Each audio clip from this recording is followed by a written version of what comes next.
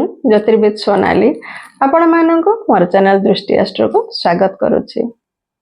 नववर्ष 2026 उपलक्षे आपण मानक मोर हार्दिक शुभेच्छा। मु श्री जगन्नाथ पाखरे प्रार्थना करुछि आपणकर ए वर्ष सुख समृद्धि एवं उत्तम स्वास्थ्यर वर्ष हेउ। विच्छा राशि अधिपति ग्रह होउचंती मंगलदेव होउचंती ऊर्जा साहसर कारक।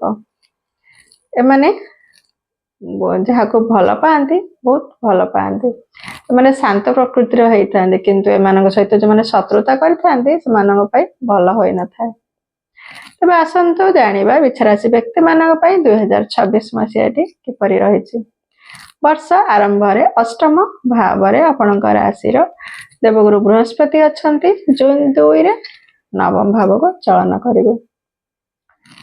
दशम भाव केतुदेव अच्छा चतुर्थ भाव राहुदेव एवं पंचम भाव शनिदेव विराजमान करुछंती।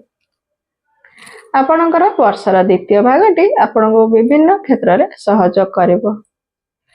शुभ फल प्राप्त करेंगे। गुरु शुद्धि रोचे आपण शुभ मांगलिक कार्य सब प्रकार करें।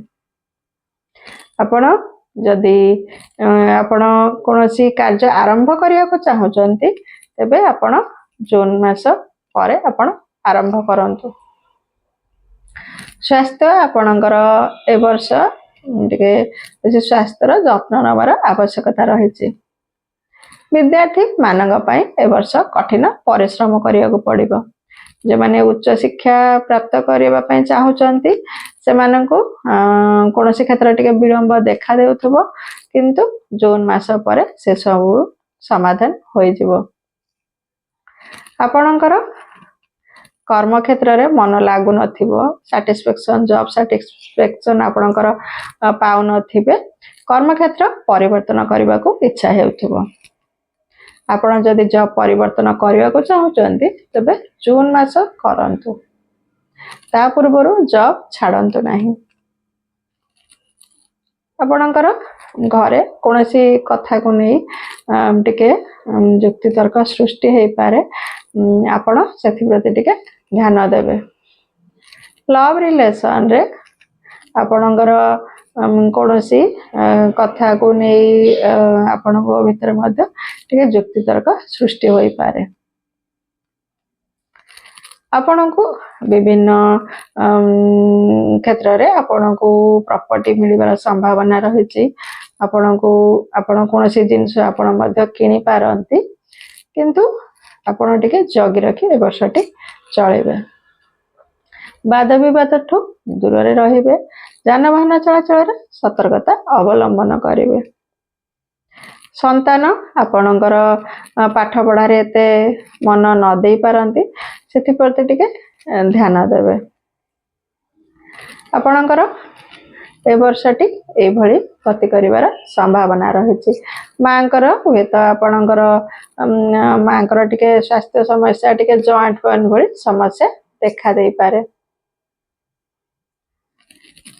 जो माने व्यवसाय करूछंती से मानक पई ए वर्षटी मध्यम फल प्रदान करिवो। जे माने राजनीति रे अछंती से माने केतोटी सुजोग मिलिबो।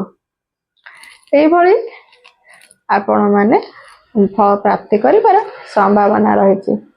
शुभ फल प्राप्ति पई आपण हनुमानकर आराधना करंतु। हनुमान चालीसा पाठ करंतु।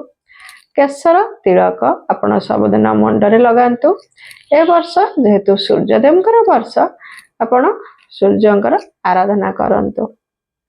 आपण विशेष शुभ फल कर्म क्षेत्र में प्राप्त करेंगे कारण आपणकर दशम भावर अधिपति ग्रह होउचंती सूर्यदेव।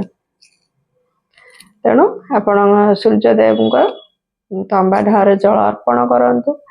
आदित्य हृदय स्तोत्र पाठ करंतु। विदाय नेउछि। जय जगन्नाथ।